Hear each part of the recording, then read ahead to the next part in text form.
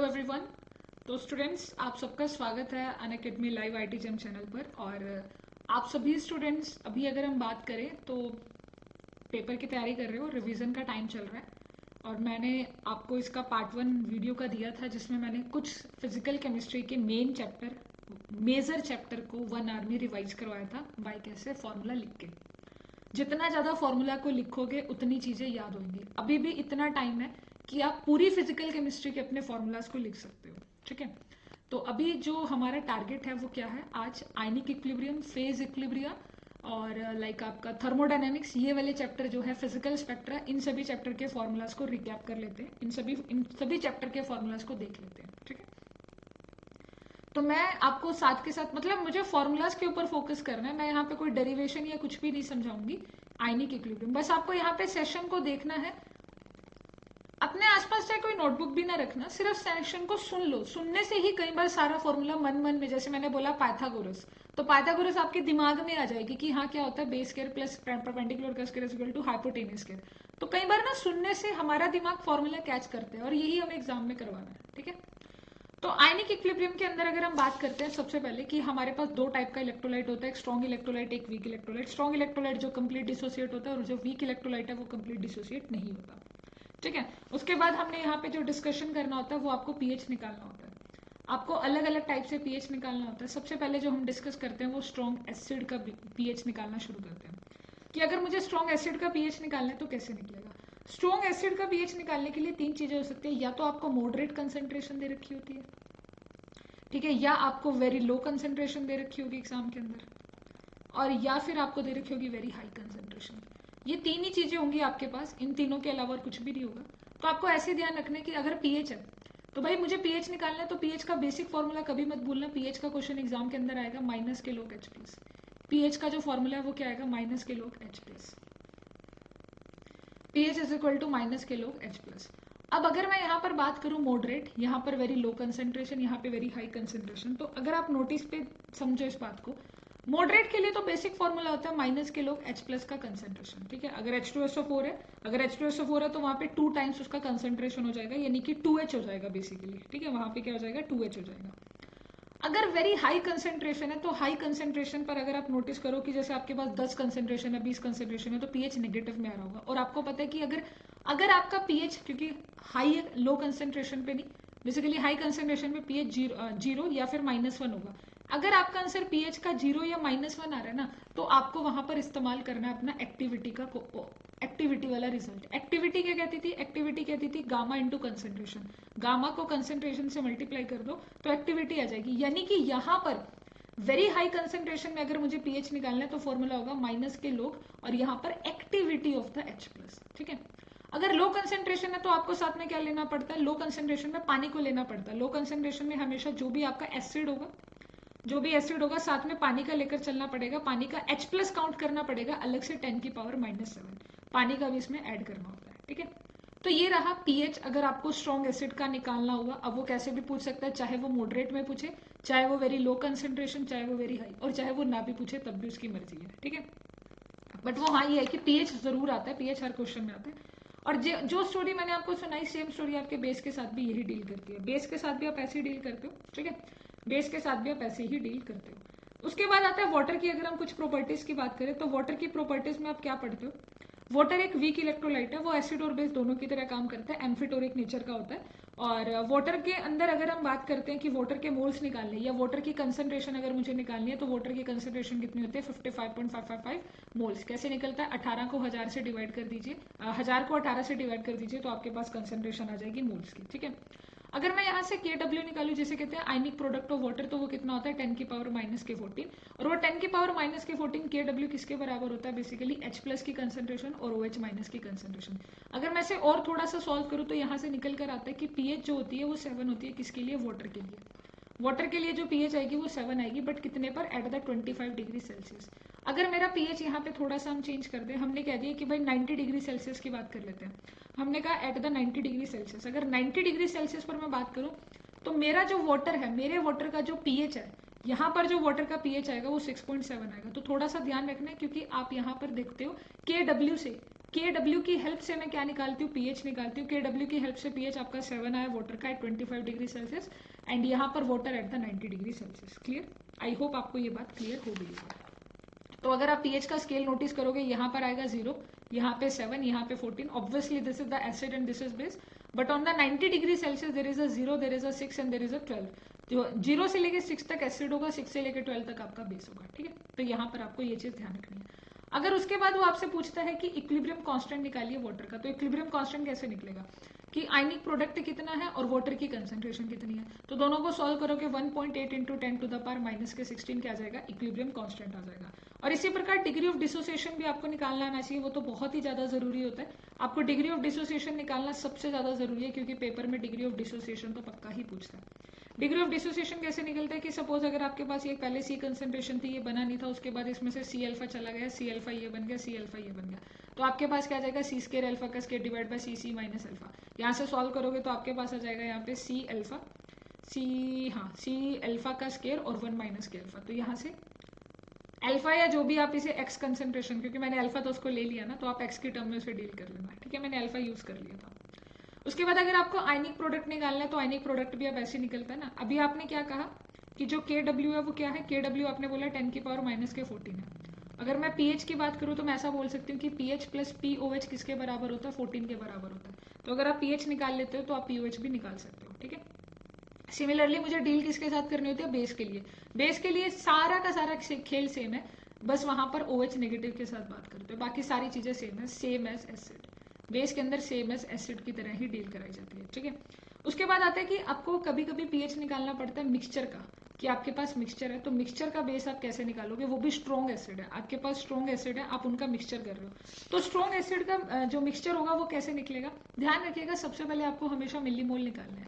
You find out the millimole. और millimole कैसे निकलता है, मिलीमोल निकालने के लिए क्या होता है, जो भी आपको मोलैरिटी दे रखी होगी उसको वॉल्यूम से मल्टीप्लाई कर दो, मिलीमोल आ जाएगा। तो आपको क्या करना है, सबसे पहले सबके मिलीमोल निकालने हैं और उसके बाद टोटल वॉल्यूम करना है, याद से वो टोटल वॉल्यूम भी करना है। तो मिलीमोल लिखना है H प्लस का मिलीमोल लिखना है, क्योंकि 2 एसिड है तो 2H प्लस, ये 3 है तो 3, ये 4 है तो 4, और नीचे टोटल वॉल्यूम लिखना है। हम ये भूल जाते हैं हमेशा नीचे टोटल वॉल्यूम लिखना, तो टोटल वॉल्यूम लिखना है। सबसे पहला क्या होगा, मिलीमोल्स निकालने।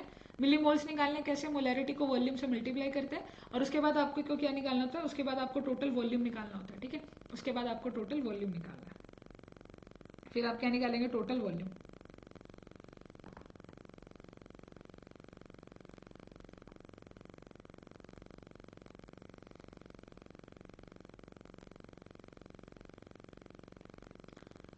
ठीक है, H plus OH and total volume. Mixture में आप ऐसे करेंगे, चाहे 3 है, चाहे 4 है, चाहे 5 है, कुछ भी हो, आपको हमेशा क्या निकालना है, सबसे पहले मिलीमोल्स निकालने हैं, जिसके भी निकालने हैं, जैसे H प्लस के निकाल दो मिलीमोल, और उसके बाद उसको टोटल वॉल्यूम से डिवाइड कर दो, तो आप मिक्सचर का भी निकाल सकते हो। फिर आपको pH आपसे निकलवाने के लिए कहेगा कि pH बताओ, स्ट्रॉन्ग इलेक्ट्रोलाइट या वीक इलेक्ट्रोलाइट का pH कैसे निकालोगे। तो पहले देख लेते हैं, pH निकालने के लिए वीक इलेक्ट्रोलाइट को बुलाते हैं। वीक इलेक्ट्रोलाइट का pH कैसे निकलेगा। ठीक है, वीक इलेक्ट्रोलाइट का pH कैसे निकलेगा वो समझते हैं। वीक इलेक्ट्रोलाइट का pH कैसे निकलेगा, हमने सबसे पहले कहा कि आपको ध्यान क्या रखना है, वीक इलेक्ट्रोड के pH के लिए pH is equal to 1/2 pKa minus के log से, ये होता है वीक pH। कैसे, pH is equal to 1/2 pK minus के log से। यहाँ पे pK क्या है, आपका जो कांस्टेंट आएगा, इक्विलिब्रियम कांस्टेंट वहां पे दे रखा होगा, और C क्या होगी, कंसंट्रेशन। ये वीक इलेक्ट्रोलाइट का निकालने का तरीका है। वीक इलेक्ट्रोलाइट के लिए आप pH कैसे निकालेंगे, अगेन बार बार लिखना है, बार बार याद करना है, 1/2 pK माइनस log से। वीक इलेक्ट्रोलाइट यानी कि जैसे कि आपका एसिटिक एसिड हो गया, अगर मुझे इसका pH निकालना है तो this is equal to 1/2 pK minus के log से। ठीक है, इस प्रकार आप वैल्यू निकाल सकते हैं वीक इलेक्ट्रोलाइट की। और अगर आपको जैसे बेस आ गया, वीक बेस आ गया, तो वीक बेस के लिए वीक बेस आ गया, चाहे एसिड का आ गया, वीक एसिड कह लो इसको, है ना। ये क्या होता है, मेरा वीक एसिड है, चाहे मेरे पास अमोनियम हाइड्रोक्साइड आ गया, वो मेरा वीक बेस हो गया, तो मैं वीक बेस का भी ऐसे निकाल सकती हूँ, 1/2 pK माइनस के log से। ठीक है, अगर कभी कभी मिक्सचर आ जाता है, कभी कभी मिक्सचर आ जाता है, जैसे कि कह दिया स्ट्रॉन्ग एसिड के साथ वीक एसिड है, स्ट्रॉन्ग एसिड और वीक एसिड दोनों का मिक्सचर आ गया, तब आप pH कैसे निकालोगे, pH is equal to minus के log concentration into alpha, degree of dissociation. pH is equal to minus के log C अल्फा। देखो, अगर आप वीक इलेक्ट्रोलाइट निकाल रहे हो, वीक इलेक्ट्रोलाइट यानी कि या तो वीक एसिड या वीक बेस, उसे कोई कहते हैं या तो वीक एसिड या फिर आपका वीक बेस। तो वीक एसिड या वीक बेस का कैसे निकलेगा, pH is equal to 1/2 pK minus के log से, pH is equal to 1/2 pK minus के log से। और स्ट्रॉन्ग एसिड वीक एसिड में pH is equal to minus के log C अल्फा। ठीक है, वीक एसिड या वीक बेस के अंदर आप कुछ इस प्रकार निकालेंगे। बाकी न्यू इक्विलिब्रियम आ जाएंगे, वो तो डीप लेवल पे अलग से तरीका करना ही पड़ता है, वो चीज़ तो आपने अलग से सीखी होगी। उसके बाद आता है बफर। उसके बाद सीधा एग्जाम के अंदर आपसे पूछा जाता है बफर। बफर का क्वेश्चन आता है, बिल्कुल आता है। बफर के लिए आपको पता होना चाहिए बफर क्या होता है, एसिडिक बफर, बेसिक बफर। तो बफर होता है जो आपके पीएच को चेंज नहीं करता। एक सिंपल बफर होता है, एक मिक्स्ड होता है जिसमें एसिडिक और बेसिक दोनों डाले जाते हैं, ठीक है, जिसके अंदर एसिडिक और बेसिक दोनों डाले जाते हैं। तो आपने क्या कहा कि आपके पास सिंपल वाला बफर कौन सा होगा, जिसमें आपका वीक एसिड होगा और वीक ही बेस होगा, उसका साल्ट होगा, है ना। वीक एसिड वीक बेस, इनमें से एक का साल्ट होगा। सपोज अगर आपने वीक एसिड लिया तो वीक बेस का साल्ट आप लेंगे, अगर आपने वीक बेस लिया तो वीक एसिड का साल्ट लेंगे। मिक्सचर में क्या होगा, एसिडिक या बेसिक। मिक्सचर में क्या होगा, एसिडिक या बेसिक। अगर एसिडिक बफर है ना तो उसकी डेफिनेशन क्या कहती है, और या बेसिक बफर है तो उसकी। एसिडिक में कहता है कि भाई आप वीक एसिड लेंगे और जो वीक बेस लेंगे उसका साल्ट लेना है, ये पहचान है। अगर आप बेसिक की बात करें तो आप वीक बेस लेंगे और आप क्या लेंगे, उसका अपोजिट वीक एसिड का साल्ट लेंगे, ठीक है। अपोजिट लेंगे वीक एसिड का, क्या लेंगे, फिर साल्ट लेंगे। उसके बाद इनका क्या फाइंड आउट करना पड़ता है, हमें फाइंड आउट करना होता है पीएच निकालना होता है। बट एक फॉर्मूला याद रखना, KW = K × KB। ये बेसिक सा फॉर्मूला कभी कभी यूज करना पड़ जाता है, ठीक है। अगर आपको इनका पीएच निकालना पड़ता है, अलग अलग टर्म पे आपको पीएच निकालना होता है, और हेंडरसन इक्वेशन का इस्तेमाल करते हैं बफर के अंदर, तो पीएच कैसे निकलता है, pH = PK - K log salt by acid, या फिर आप कह सकते हो साल्ट बाय बेस। ये तो एसिडिक के लिए हो गया, pH = PK - K log salt by acid. Base के लिए क्या आ जाएगा, अगर आप यही क्वेश्चन बेस के लिए निकालेंगे तो सबसे ज्यादा कंफ्यूजन करने वाली बात है, बेस में POH आता है और यहाँ पे PK भी आता है और यहाँ पे लोग साल्ट बाय बेस आता है। तो बेस का पीएच ऐसे नहीं निकलेगा, बेस का पीएच निकालने के लिए 14 में से POH को माइनस करना पड़ेगा। यही आपकी हेंडरसन इक्वेशन है जो आपको याद होनी चाहिए बफर के लिए, कि pH = PK - K log salt by acid, और यहाँ पर PK भी - K log salt by base, but वो POH देता है। POH से अगर आप चेंज करना है तो pH 14 माइनस करना पड़ेगा, क्लियर। और अगर आप वीक एसिड या वीक की बात कर रहे थे तो वो वाला कैसे था, वीक एसिड वाला 1/2 PK - K log C। बड़ी कंफ्यूजन होती है एग्जाम के अंदर वीक इलेक्ट्रोलाइट या वीक एसिड में, 1/2 PK - K log C, ठीक है, वीक एसिड या वीक बेस में। और यहाँ पर आपका PK भी - K log salt by base, ठीक है। उसमें क्या आता है, उसमें तो 1/2 आ रहा है, उसमें तो डिवाइड हो रहा है, 1/2 PK - K log C। इसके अंदर अलग है, PK भी - K log salt by base, लोग साल्ट बाय बेस या साल्ट बाय एसिड, जो भी आप करना पसंद करेंगे, ठीक है। उसके बाद अगर आप यहाँ पे थोड़ा सा और गौर फरमाएंगे तो यहाँ पर आपको क्या निकालना पड़ता है, आप यहाँ पे निकालना चाहते हो कि अलग अलग टर्म्स पे आप निकालते हो उसको, बफर कैपेसिटी निकालते हो आप। बफर कैपेसिटी का एक क्वेश्चन आया हुआ है, गेट के अंदर भी आया हुआ है बफर कैपेसिटी का। बफर कैपेसिटी कैसे निकलती है कि भाई टोटल चेंज कितना था, ठीक है। बफर कैपेसिटी निकलती है कैसे कि टोटल चेंज कितना था, वहां पर आप क्या निकालते हो, टोटल चेंज कितना था आपके पास पीएच में, ठीक है, टोटल चेंज DPH आ जाता है, उसे बफर कैपेसिटी कहते हैं कि टोटल चेंज कितना है एक H+ के एडिशन पर। तो इसका बेसिक फॉर्मूला आप लिख सकते हो DN और डिवाइड बाय DPH, कि पीएच में कितना चेंज आया और आपके नंबर ऑफ मोल्स में H+ के अंदर कितना चेंज आया, कि H+ के कितने आयन है और नीचे DPH आ गया, ठीक है, नीचे क्या आ जाएगा DPH। तो ये आपका आ जाता है बफर कैपेसिटी। फिर आता है साल्ट हाइड्रोलिसिस। इसके भी आपके 4 फॉर्मूलाज हैं, वो चारों फॉर्मूलाज आपको ध्यान होने चाहिए, उसमें भी पीएच ही निकालना पड़ता है। अगर स्ट्रॉन्ग एसिड के अंदर आप स्ट्रॉन्ग एसिड के अंदर अगर आप स्ट्रॉन्ग बेस डाल दो, अगर स्ट्रॉन्ग एसिड में स्ट्रॉन्ग बेस डाल दिया तो आपका पीएच कितना होगा, तो आपका पीएच होगा 7, क्योंकि साल्ट बनेगा, तब तो साल्ट बनेगा, कंफर्म है। अगर स्ट्रॉन्ग एसिड के अंदर आपने क्या डाल दिया, वीक बेस डाल दिया। अब आपको पता है कि स्ट्रॉन्ग एसिड है, वीक बेस है, एसिड ज्यादा है, एसिड ज्यादा है तो जो पीएच आएगा वो 7 से तो कम ही आएगा ना। 7 से कम आएगा कितना, 7 1/2 PKB प्लस log C। बस यहाँ पर और कंफ्यूजन आ जाती है। पिछले वाले फॉर्मूला में क्या किया था, 1/2 PKB - K log C, यहाँ पे प्लस आता है। अगर आपके पास स्ट्रॉन्ग बेस है और वीक एसिड है तो ये तो कंफर्म है कि जो स्ट्रॉन्ग बेस की वजह से पीएच आएगा वो 7 से बड़ा आएगा, तो 7 + 1/2 यहाँ पर आ जाएगा PK प्लस log C। उसके बाद अगर आ जाता है कि वीक एसिड और वीक बेस, जान के एग्जामिनर भी वीक एसिड वीक बेस पूछते हैं, इसके अंदर 2 फॉर्मूलाज होते हैं। इसके अंदर आ सकता है 7 + 1/2, 7 प्लस, अगर वीक एसिड वीक बेस है 7 + 1/2 PKB, PK - PKB, और या फिर 7 - K 1/2 PKA - K PKB। अब मुझे कैसे पता चलेगा कौन से वाला कब फॉर्मूला लगाना है, आपको ये देखना है कि अगर पीके का वैल्यू ज्यादा हुआ पीकेबी से, यहाँ पे देखना है पीके का वैल्यू ज्यादा हुआ पीकेबी से, एसिडिक ज्यादा है, पीके का वैल्यू ज्यादा है पीके से, यानी कि ये बेसिक चीज है। अगर पीके का वैल्यू ज्यादा है, क्योंकि आपको पता है के ए इज इनवर्सली प्रोपोर्शनल टू पीके, तो अगर पीके का वैल्यू ज्यादा है तो के ए कम होगा, यानी कि वो चीज बेसिक होगी, और बेस के लिए हमेशा 7 प्लस करते हैं। अगर पीके का वैल्यू कम हो गया पीके बी से, तो यानी कि पीके कम है, यानी के ए ज्यादा होगा, तो ये एसिडिक हो जाएगा। और अगर ये एसिडिक हो गया तो इसका मतलब क्या होगा, अगर ये एसिडिक होगा तो इसका मतलब क्या होगा कि फिर से ये आपका क्या बन जाएगा, एसिडिक होने का मतलब है कि ये आपका क्या बन जाएगा, एसिडिक का मतलब 7 में से कम आएगा, इसका वैल्यू कितना आएगा, 7 से कम आएगा। ठीक है, तो यहाँ पर आपको ये ध्यान रखना है। पीएच ही निकलवाता है बार बार एग्जामिनर, अगर वो टाइट्रेशन करवाता है तो टाइट्रेशन भी देख लो, पीएच की टाइट्रेशन कराता है, अगर पीएच टाइट्रेशन है वॉल्यूम ऑफ NaOH के साथ, तो ग्राफ कुछ ऐसे बनता है कि पहले तो न्यूट्रलाइजेशन चल रहा था आराम से, थोड़ा थोड़ा डाल रहे थे तो थोड़ा थोड़ा एसिड धीरे धीरे आपका बढ़ रहा था। एक पॉइंट ऐसा आता है जिसे आप इक्विलेंस पॉइंट का नाम देते हो, है ना, एक ऐसा पॉइंट आता है इक्विलेंस पॉइंट का जिसके बाद कुछ भी नहीं होगा। सबसे पहले तो आपके पास क्या होगा, H+ की कंसेंट्रेशन होगी और आपके पास NaOH होगा। स्टार्टिंग में NaOH कुछ भी नहीं होगा, H+ की कंसेंट्रेशन होगी स्टार्टिंग में। 4-5 केस बनते हैं ना, तो अगर मैंने स्ट्रॉन्ग एसिड स्ट्रॉन्ग बेस का केस लिया सबसे पहले, तो स्ट्रॉन्ग एसिड स्ट्रॉन्ग बेस में क्या होगा कि NaOH मैंने डाला नहीं था, तो पीएच आएगी वो एसिड की वजह से आएगी, ये पीएच एसिड की वजह से। फिर मैंने थोड़ा सा NaOH को डाल दिया, ठीक है, फिर मैंने थोड़े से NaOH को डाल दिया। अब जब थोड़े से NaOH को डाल दिया तो वो मेरे एसिड के H+ के साथ न्यूट्रलाइजेशन करेगा, तो जो पीएच है वो थोड़ा सा और बढ़ जाएगा, क्योंकि वहां पर क्या होगा, वहां पर क्या होगा कि इस बार क्या होगा, पहले तो पूरा का पूरा जा रहा था, अब थोड़ा सा डिसोसिएट होके जा रहा है। यूं यूं करके आपके पास एक टाइम आता है इक्विलेंस पॉइंट, जब आपका जो पीएच होता है वो बराबर सा हो जाता है कि जितना एसिड उतना बेस दोनों मिलके क्या बना रहे हैं, इक्वल सा प्रोडक्ट बनाते हैं। 8.72 के नियर अबाउट आपका टाइट्रेशन में ग्राफ आता है। ठीक है, एक आजकल क्वेश्चन आते हैं आपके डायप्रोटिक के, ये मैं बता रही हूँ, डायप्रोटिक is important for the ionic equilibrium, आपके एग्जाम में आता है डायप्रोटिक। तो डायप्रोटिक के अंदर आपको क्या करना पड़ता है, आपको ना इसे सॉल्व करना पड़ता है डायप्रोटिक के केस को। जैसे कि आपका H2S है, तो H2S आपका डिसोसिएट हो रहा है किसके अंदर, 2H+ और H2 नेगेटिव के अंदर, है ना।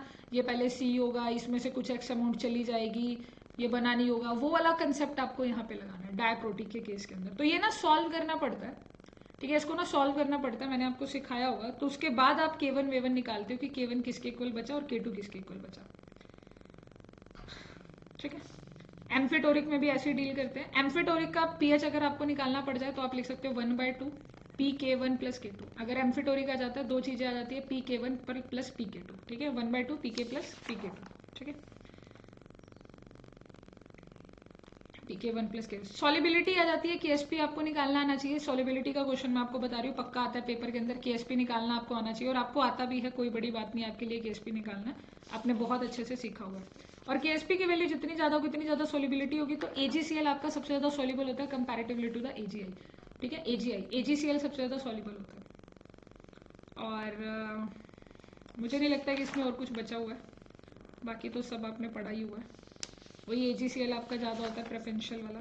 ठीक है, बस इतना ही है, आयनिक के अंदर इतना ही पढ़ना है। आयनिक में सिर्फ और सिर्फ पीएच है और कुछ भी नहीं है। एक बार दोबारा देख लो, आयनिक में पीएच सबसे बेसिक फॉर्मूला माइनस के लोग H+, किसके लिए, स्ट्रॉन्ग एसिड के लिए। ठीक, अगर वो लो कंसेंट्रेशन में गएगा तो पानी ऐड कर देना। ज्यादा से ज्यादा वो पीएच टेम्परेचर के साथ रिलेशन करा सकता है, तो टेम्परेचर के साथ ये रहा रिलेशन। ज्यादा से ज्यादा वो मिक्सचर के साथ करवाएगा तो मिक्सचर में मिलीमोल निकालना, टोटल वॉल्यूम से डिवाइड करना, आंसर आ जाएगा। अगर वो वीक इलेक्ट्रोलाइट के लिए कहता है तो 1/2 PKA- के लोग C। वीक इलेक्ट्रोलाइट के लिए 1/2 PK- के लोग C। अगर पीएच आ गया तो पीओएच अपने आप निकल आता है। स्ट्रॉन्ग एसिड और वीक एसिड आ गया तो माइनस के लोग C-अल्फा। अगर बफर आ गया तो PK- के लोग साल्ट बाय एसिड या साल्ट बाय बेस। अगर strong acid strong base pH 7 है, स्ट्रॉन्ग एसिड और वीक बेस तो 7 - के 1/2 PKB+ के log C। Strong acid strong base और वीक एसिड के लिए pH is equal to 7 + 1/2 PKB+ log C। Weak acid में PK - PP 1/2 PK - PP। ठीक है, और डायप्रोटिक के अंदर या नॉर्मल के अंदर प्लस कर देना, नॉर्मल प्लस करना, बस पीएच निकालने के लिए कहेगा, बार बार आपसे पीएच निकालने के लिए कहेगा और कुछ नहीं करता। ठीक है, तो आई थिंक आपको ये भी क्लियर हो गया होगा। इसके बाद आपका फेज इक्विलिब्रिया आता है। ठीक है, फेज इक्विलिब्रिया को रिवाइज कर लेते हैं, सिर्फ पीएच बार बार पढ़ते जाना। फेज इक्विलिब्रिया बेसिक सा फॉर्मूला होता है F = C - के P+2। ठीक है, ये बेसिक सा फॉर्मूला होता है, इसमें आपको कंपोनेंट निकालने होता है जिसमें आप लिखते हो N- के E। सारे रूल पता है कैसे कब क्या निकलता है, सारी चीजें आप अच्छे से जानते हो। रिड्यूस्ड फेज रूल होता है आपका, जब आपका कोई चीज कांस्टेंट होता है C - के P+1। फेज इक्विलिब्रिया जितना आसान चैप्टर मुझे नहीं लगता कोई होगा, बहुत ही आसान चैप्टर है। बहुत ज़्यादा आसान चैप्टर है। और फिर आपका वाटर वाला सिस्टम आ जाता है। वाटर वाला आप और ज़्यादा अच्छे से जानते हो, ये वाटर वाला होता है। ये 3 फेज होते हैं, 3.1 है, यहाँ पे 2 फेज आ रखे हैं। हाँ, इसके अंदर आप वो जरूर याद रखना कि जो आप dp/dt थर्मो वाला dp/dt is equal to delta H sublimation divide by T delta V M.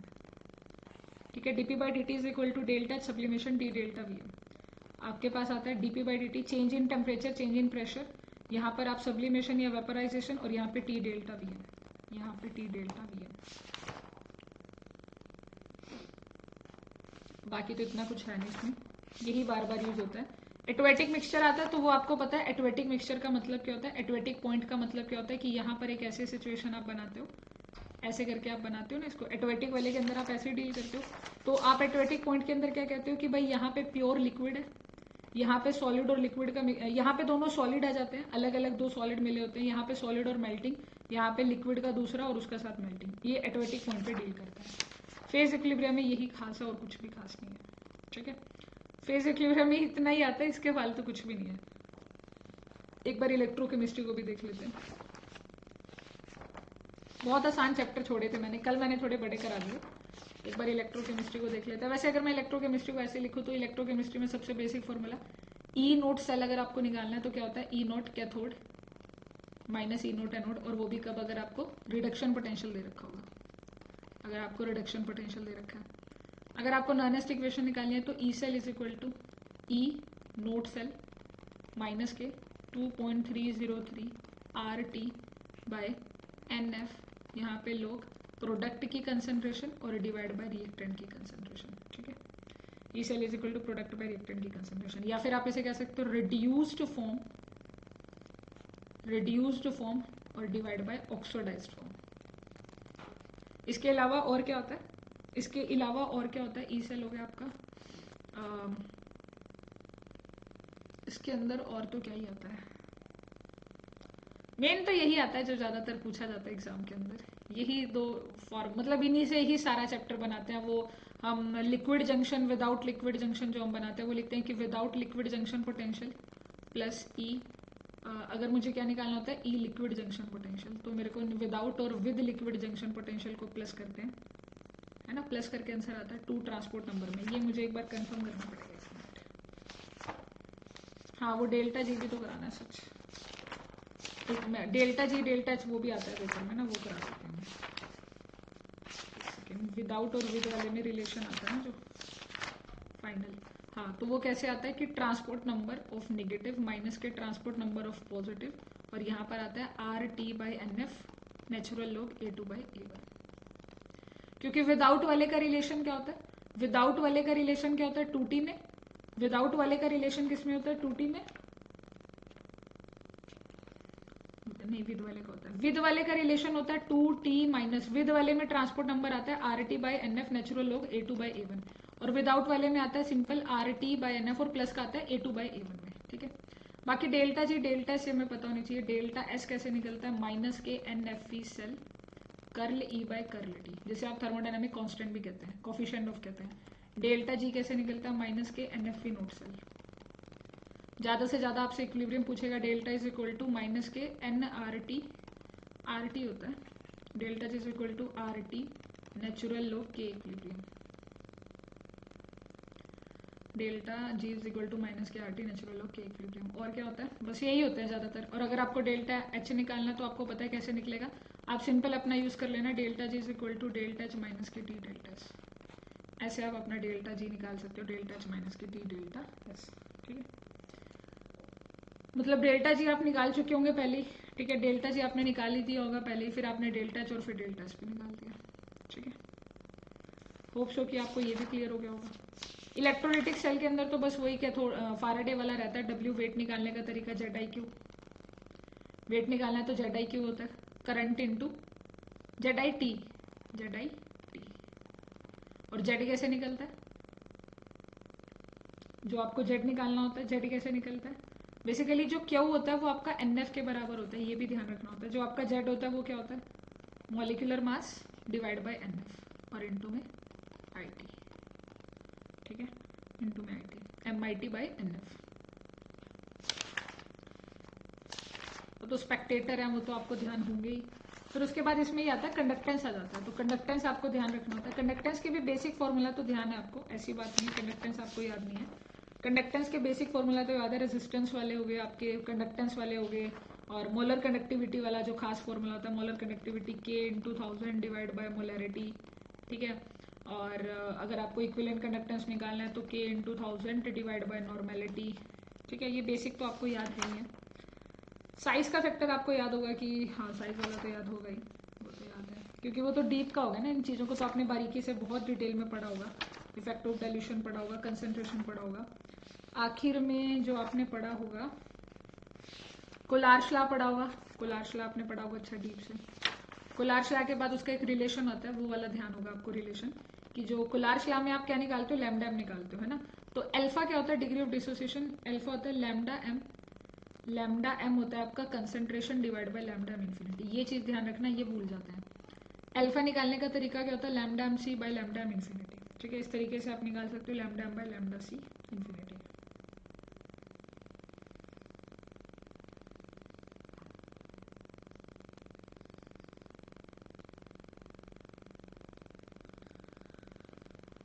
कितना आएगा, alpha is equal to lambda C by lambda M infinity. यहाँ से आप क्या निकाल सकते हो, ये आपकी फर्स्ट एप्लीकेशन होती है, ठीक है।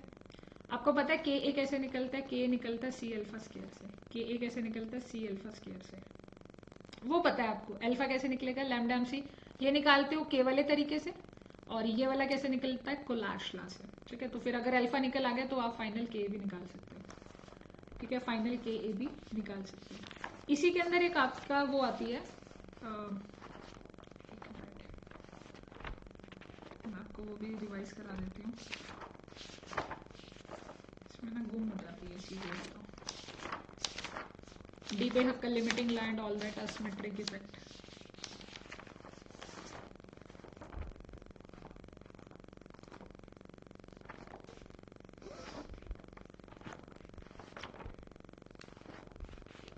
हाँ,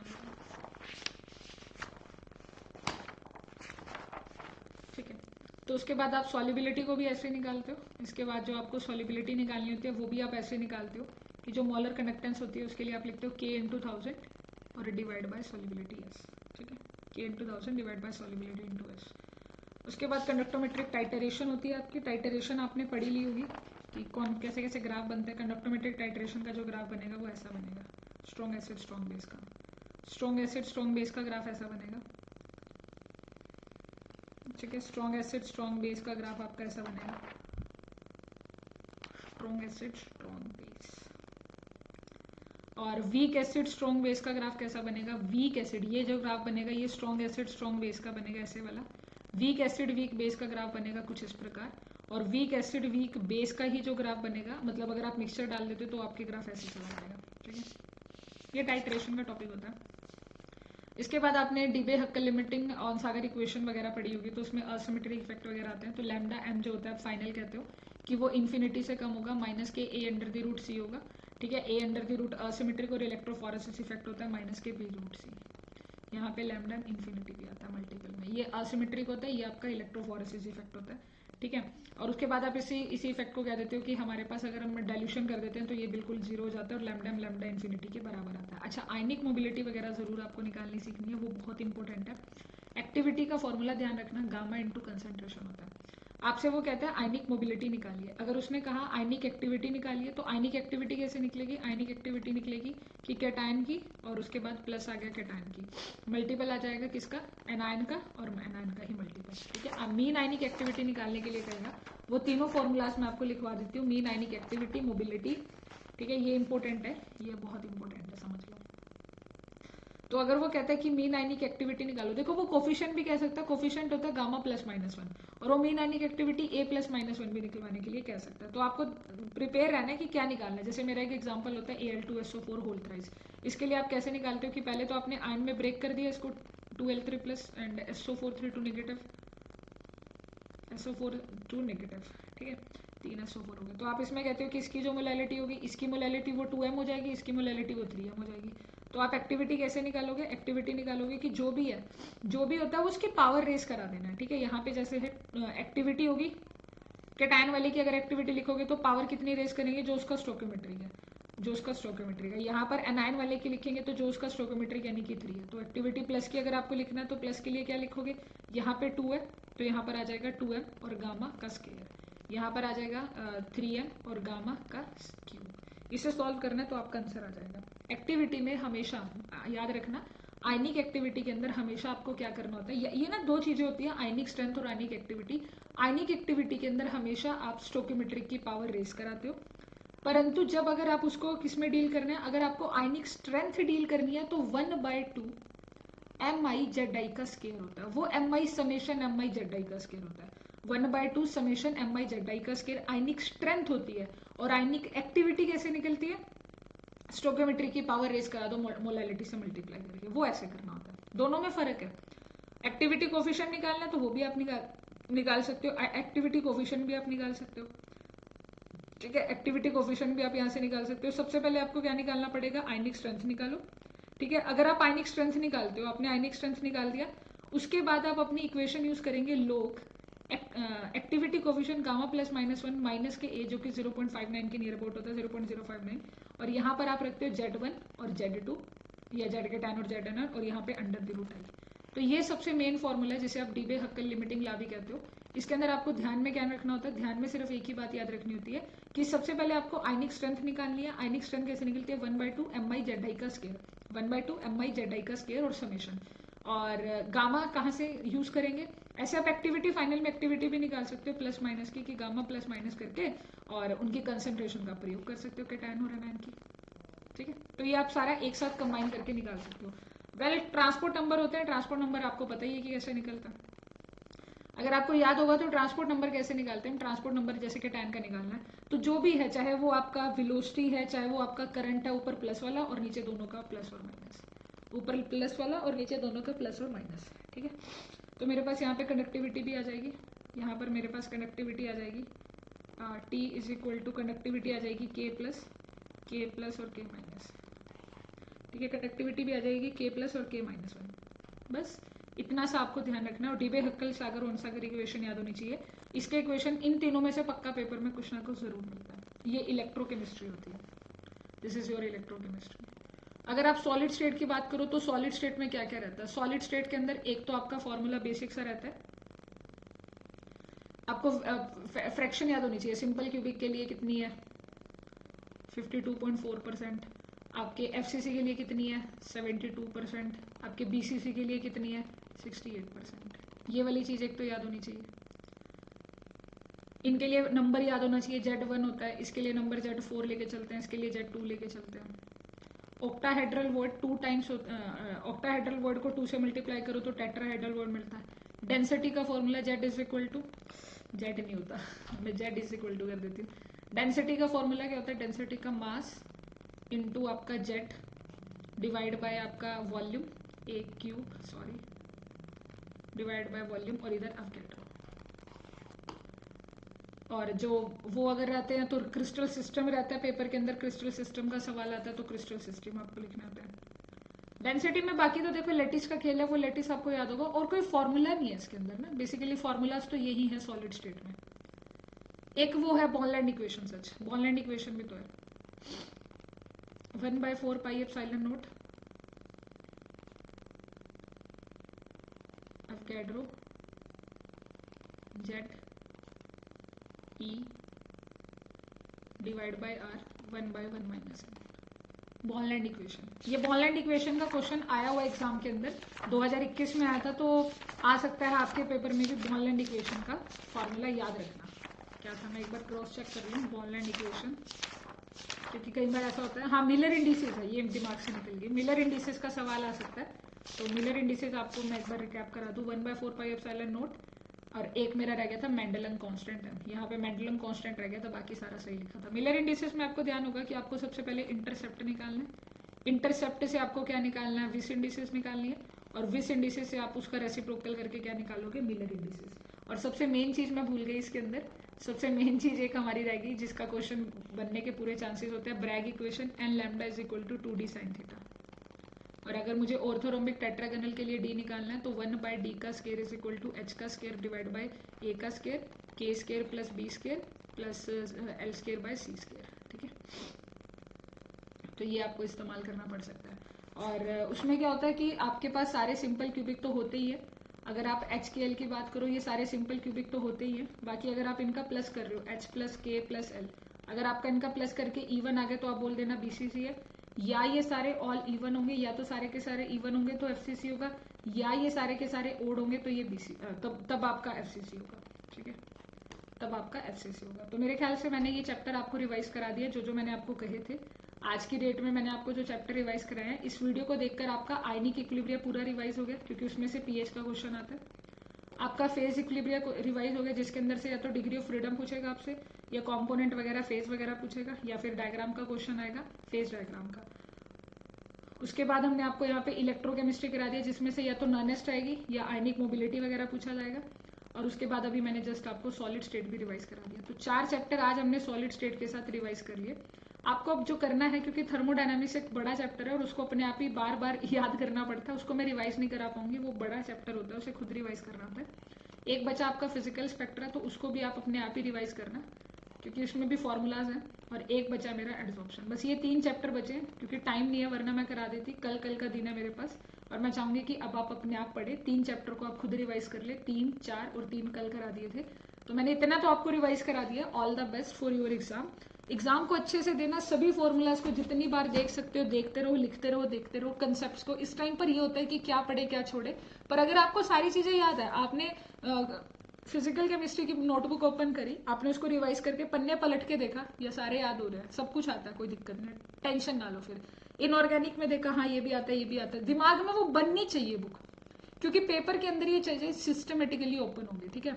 तो all the best for your exam, और बहुत अच्छे से एग्जाम देकर आना, ठीक है, बहुत अच्छे से एग्जाम देकर आना। एग्जाम आपका वैसे ही आएगा जैसा आप करके जा रहे हो, जो आप तैयार करके जा रहे हो। और कमेंट करके बताना कि ये वाले सेशन 2 जो मैंने आपके लिए रिवीजन सेशन रखे आपके लिए कितने हेल्पफुल है। इवन मेरे को तो ऐसा लग रहा है मेरे को खुद ही सारा रिवाइज हो गया, क्योंकि मैं खुद जब रिवीजन करती हूँ ना, तो मैं ऐसी रिवीजन करती हूँ, एक बार फॉर्मूला लिख के फिर एक बार आंखें बंद करके उसको दोहराना, एक बार फॉर्मूला लिखा फिर आंखें बंद करके उसको दोहराना। तो आई थिंक आपको ये चीज समझ आई होगी। कमेंट करके जरूर बताना, और thank you so much to watch this video. Subscribe our channel. और बाकी 11 तारीख को मैं पूरा पेपर एनालिसिस करूंगी कि कितना कट ऑफ जाएगा, क्या जाएगा, हर एक चीज हम डीप लेवल पर आपको बताने वाले हैं। So thank you so much.